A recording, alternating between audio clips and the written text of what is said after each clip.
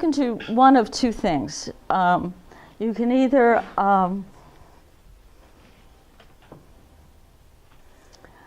focus on what is the passion that you are called to research now, to do a research study on.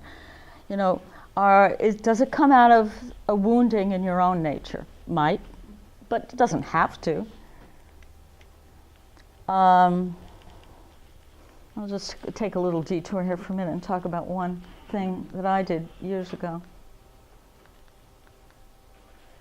I did a study on the psycho-spiritual dimensions of sacred weeping. That came out of my own woundedness. What? I didn't hear what you said that it was. Sacred weeping. Sacred weeping. It's profound, full-bodied weeping. And is anybody else? Am I the only one in this room who's had that experience? You've had that experience? Come on, yeah. Well, but we're all in the closet about sacred weeping because or not all of us, maybe you talk about it, but it's not something that is well understood. It's profound, full-bodied weeping and tears are not the usual, like sorrowful tears that sort of trickle down. Literally sometimes water squirts out of your eyes. Like, it's weird. And I, years later, this happened back in the 80s to me, in a certain context, which I won't describe, there's no need to, but it's just that experience of deep and profound weeping led me to the experience of experiencing the grief of all humanity, it seemed. And so it became a deeply spiritual experience to weep with your whole body. So that is an example of a research topic that came out of a lived experience of my own. And in the exercise that I'll lead you through, you may have one like that, or it might be just a topic about which you're just immensely curious. Or a therapeutic approach that really interests you. Or it could be anything, or authentic movement. Yes? Could that be like a flooding? A flooding? A flooding. You mean the sacred weeping? The sacred weeping. Yeah, you could describe it like that. It's the data I had to analyze because there was no contemporary data for me to analyze. Nobody had studied the topic before. I had to go into the mystical literature. Yeah. And so I spent a great deal of time at the library at the Graduate Theological Union reading mostly translations into English, but they were in Latin and they were in Greek and Hebrew. They were mostly Christian mystics who had this experience. But you'll find it in Buddhism and other traditions too. Sufism, a lot in Sufism, because grief is a very important part of Islam. So the profound grief is a very important part of Islam. Lamentations, actually, is called in some of the poetic literature. So it's not an illness at all, right? For those of you who've had it, but I didn't understand it. So that's why I studied profound. And feel free to ask me any personal questions about it at lunch if you want. Okay. So the other alternative for you, if you don't want to focus, or you could do both. I don't care. I'm giving you just freedom to explore the way you want to work with this. Would be to think about, where's your career going, and what is your future audience? Can you identify an audience now to whom you want to speak, to whom you have something unique to offer out of your humanity, something, and you might not. I'm not suggesting that you even know that intellectually. Let the experiential exercise work for you however it wants to work for you. And this can be done again at some other time, of course. You don't have to come up with your absolutely definitive research topic this morning. It's really not necessary. You can work on this for a long time, or if you have a specialization in the master's program that you want to really kind of develop a kind of really key focus to the work you're going to do in the program, then that would be a way to kind of move into this exercise and think about, okay, if I'm going to do that specialization, that focus, to whom is this ultimately addressed? Does that make sense to everybody? Okay. And then we'll do the same as we did before, except I asked you to find two different three people so you can get to know a wider circle of people. And I'll lead the exercise, and when I finish, you can again draw or write and move around however you wish. Okay? Everybody with me? Okay. All right. So just go into yourself, allow your consciousness to become more interior, and then invite your curiosity, your imagination to bring forward a research topic or an experience that you want to understand more fully, more deeply. There's a lot that I could share more with you. This is just a beginning, I hope. And you can always continue these exercises. A lot of them are based on intuitive inquiry. So if you look at my method, intuitive inquiry, in our last book, you can see these written out in great detail.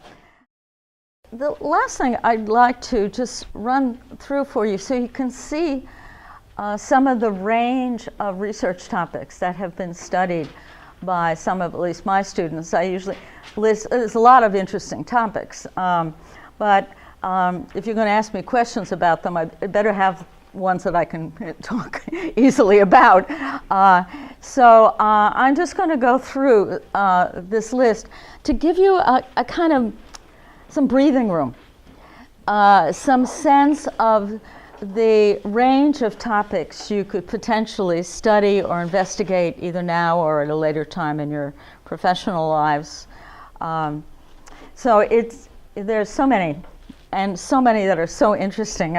Diane Ricard's Gregg, Illuminating Feminine Cultural Shadow with Women World War II Espionage Agents. Now, doesn't that just give you chills?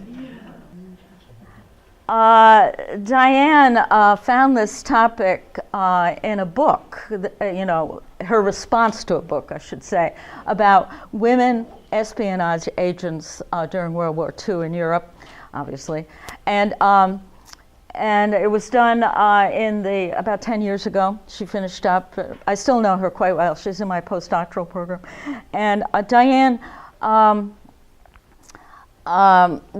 felt very called to look at who were these women and why did they do this, and how did the experience of being an espionage agent impact their lives. So now, most of us think of espionage agents as sort of femme fatales out of Hollywood, but actually they did very boring things most of the time. They snuck garments in their underwear across enemy lines, so they had it,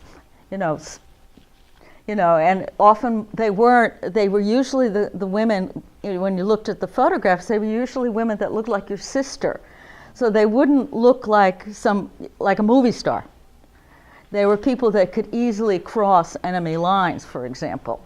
And then she recruited, I had to get the ethics committee to really ask quickly because the women were dying.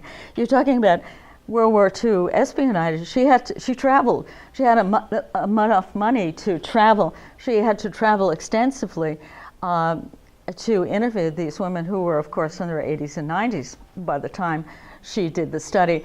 And she found them because the World War II documents had been declassified 50 years after the war. So she went to the British War Museum in London, and So this just gives you a range. That's a rather exotic study in many ways, but it does give you a sense of the kind of range of things you could potentially study. They're not necessarily very commonplace.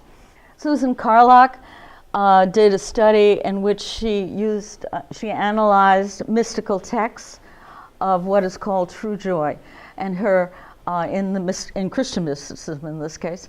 And what she did is she identified individuals, like Brother Lawrence was a typical example. It was people known in their communities as overwhelmingly joyous. And then the texts they wrote, or the ones other people wrote about them. And that was her data.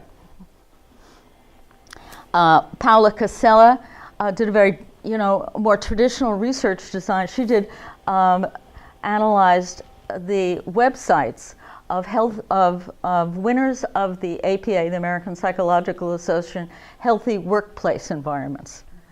And she analyzed their websites to see if there was anything unique about those websites as opposed to your typical website. So it just gives you some range here. Angela Graham Williams, she had designed a style of teaching classical ballet that wasn't so hard-nosed, because if you know about classical ballet training, it's a very, can be pretty militant actually, and painful. And she created a way to teach classical. She was a classical ballet dancer herself, and then teach it primarily to young women. And she studied the effects of that training. Renee Watley just finished her dissertation. Renee Watley is an Afro-American. She lives in Pittsburgh. And she studied internalized racism among contemporary Afro-American women. It was a very moving study, a rather heartbreaking study to read, actually. And part of what she did, she used heuristic methods, and what she did is she clarified her understanding of internalized racism by studying the slave narratives collected from interviews with former slaves by abolitionists. There's a whole archive of these slave narratives that are available. David Lipschitz, I was talking about his study briefly at breakfast, I think it was. David Lipschitz is from South Africa, and he studied, using case studies, he studied a very famous example in South Africa of forgiveness, in which a woman forgave the man who had assassinated her only daughter. And it was in the period of reconciliation in South Africa, where there were still terrorist activities by both whites and blacks, Africans, against each other's communities. And in a terrorist raid, this woman's daughter was killed. She met eventually the person that shot and ordered the terrorist attack, and out of her own spiritual development, forgave him. It became a source of incredible healing for many people, her testimony of forgiveness and reconciliation in this community. And he forgave her, and it was just a whole big deal. And she studied this topic in great depth. Jackie Linder is right in the back. This is a study that Jackie is only beginning right now, and it has, yeah. She did her original research on chronic sexual abuse. She likes tough topics, I think, is Jackie. And now she's studying survivors of human trafficking, both sexual and labor trafficking. I know we could both talk about that a long time, but we'll leave it. And Mary Frances Huffman also finished really very recently. She studied the use of authentic movement in terms of communicating with nature, the natural world. So she had her research participants move, authentic movement in the natural world, and then She did authentic movement in response to that, and it was all recorded videos and analyzed. Okay, that's very fast, but it gives you, I think, a little bit of perspective. And I just want to close with saying thank you, and also I just wish you really well. I just hope you have a really great time doing your research projects or your specializations or your life. For me, it's all about having a fun in the really authentic way. Not that it's always easy, right? But, if it's not fun, it's not worth doing. Life is way too short. And if it doesn't have heart and meaning and authenticity, and by my definition, that's fun, then it's just not worth doing. And so I applaud you all. So good.